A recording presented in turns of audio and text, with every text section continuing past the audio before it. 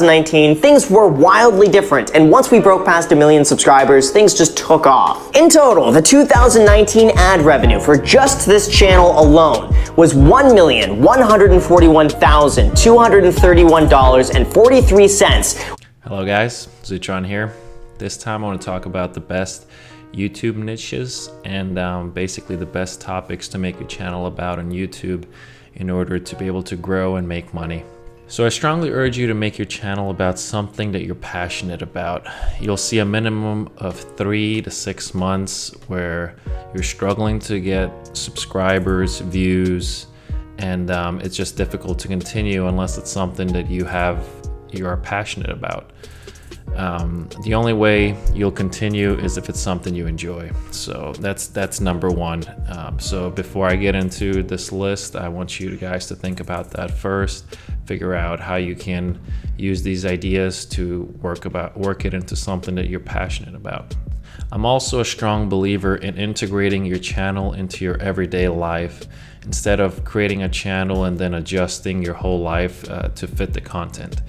What do I mean? So I'm talking about starting a channel about something that you either do as a profession, some kind of hobby, something along those lines where it's something you already do, something you're knowledgeable about, and all you have to do is just get your camera, point and shoot. So think something along the lines of, if you're a car mechanic, start a car repair channel.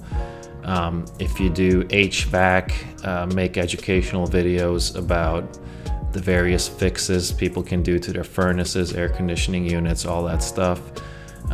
Thinking DIY route. Same thing, painting, all kinds of stuff you can do that you already do day to day, so might as well just bring a camera, record it, and you have great content. Another thing that goes along these lines is if you have a talent, brilliant, make a channel about it. You're an artist, show us how you do it, show us what you do. The artist 1000 does a great job at this. His channel is really good and very popular because he obviously has a great talent, and he does entertaining videos around it. Another great hobby, gardening. But think a little bit outside the box. So not just gardening, can you do maybe organic gardening? That'll bring in a better audience. It'll probably be a little less competitive, and just a better idea than going into something super general like gardening. You also need to consider your audience. Tier 1 countries are US, Canada, the UK, Australia. So those are the audiences you want. That's who the advertisers want to show ads to, and that's who they'll pay top dollar to show ads to. So you got to think about that. So as I'm about to get into these channels that are super successful and that are making a lot of money per view, you'll notice that the advertisers play a big role in it. There's a lot of competition for the spots that play before the videos, during the videos. So competition brings the price up, and then the video creator is making more money in the end.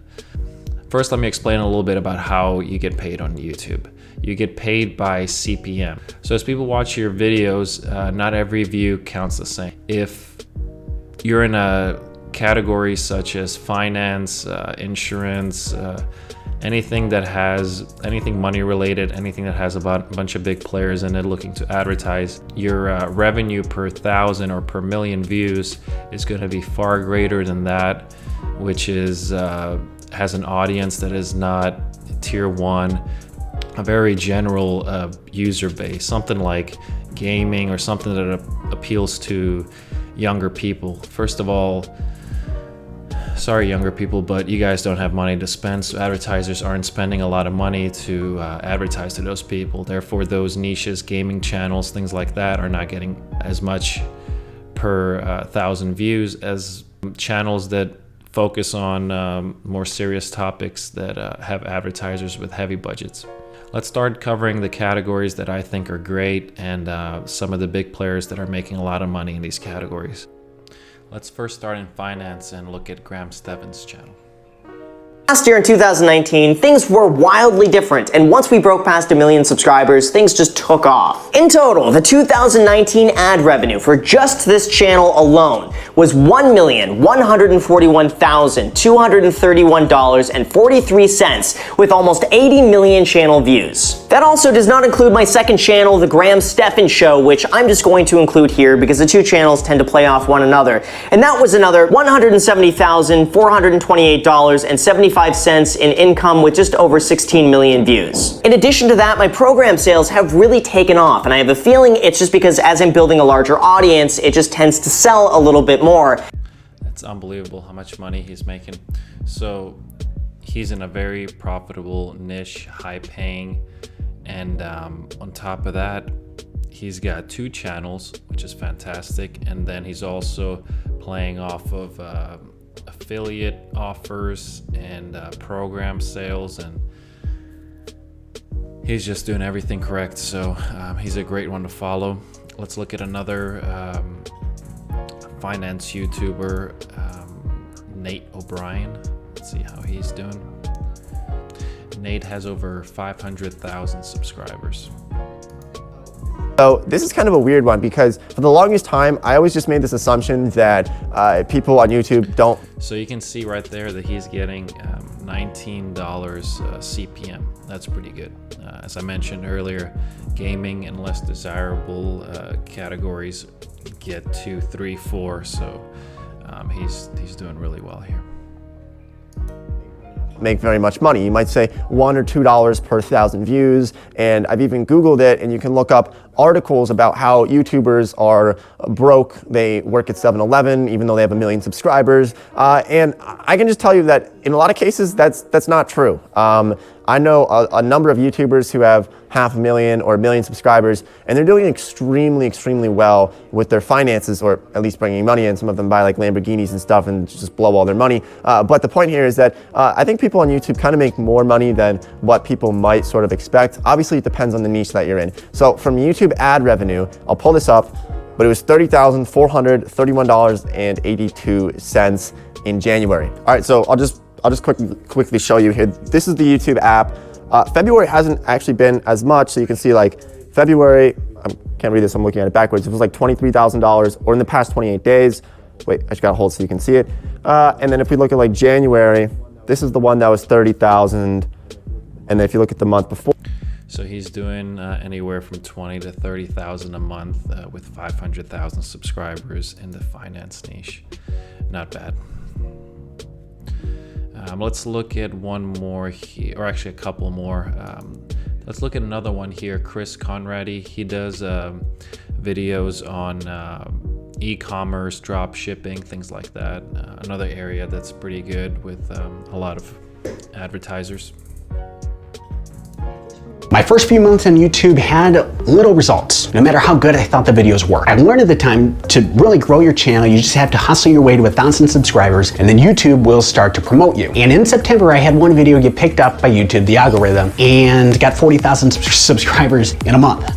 I was a little shook. The channel was approved for monetization in September and went on to make $8,000 per month the rest of the year. It was at that time I converted my old office, where I'm at right now, into a studio space, and I turned my kitchen pantry into an editing room. Best decision yet. Chris went through it pretty quickly, but he's getting anywhere from $7,000 to $10,000 a month, and he grew super quick because his videos are just shot in a unique style that got people to subscribe like crazy. Now let's look at something a little different. I want to show you a car channel called Autovlog. He's got 550,000 subscribers, and here's how he's doing. So if you look at the final number that we're going to show you here, if you break it down into 5 years or whatever that I've had my channel, a little over 5 years. Yeah, I mean, it's the average of 5 years, but it's really, honestly, the average of like 2.5 years, because it's those years where my channel has actually been earning any kind of revenue. Okay, but let's scroll to the right here. Boom, $427,647.05. And that's, again, during the whole time that I've had my channel. So you can see here in the beginning, 0, 0, 0, 0.